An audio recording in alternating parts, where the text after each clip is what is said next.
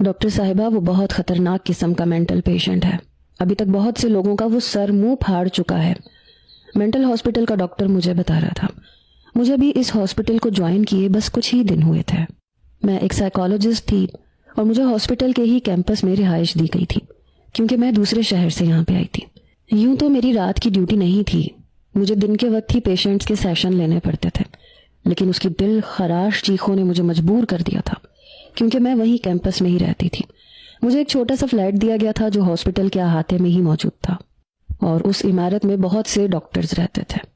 मैं ये चीखें मुसलसल 3 दिन से सुन रही थी, और आज जब मैं उसे नज़रअंदाज नहीं कर पाई तो मैं रात के 2 बजे उठकर हॉस्पिटल में आ गई।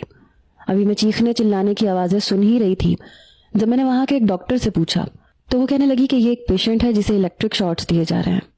मैंने कहा, कहाँ है वो मरीज़, मैं उस मरीज़ को देखना चाहती हूँ। तो डॉक्टर कहने लगी, वो मरीज़ बहुत ज़्यादा ख़तरनाक है, उसे रस्सियों से बांध के रखा जाता है, और जब उसे पागलपन का दौरा पड़ता है तो वो अपनी रस्सियाँ तक तोड़ देता है। उसे संभालना बहुत मुश्किल हो जाता है, और उस पेशेंट का इलाज सिर्फ डॉक्टर मुनीर ही करते हैं, क्योंकि वो ही उस मरीज़ को संभाल सकते हैं। मैंने कहा, ऐसा भी क्या मसला है उस मरीज़ के साथ? वो कहने लगी, हम नहीं जानते, क्योंकि वो कुछ बताता ही नहीं है।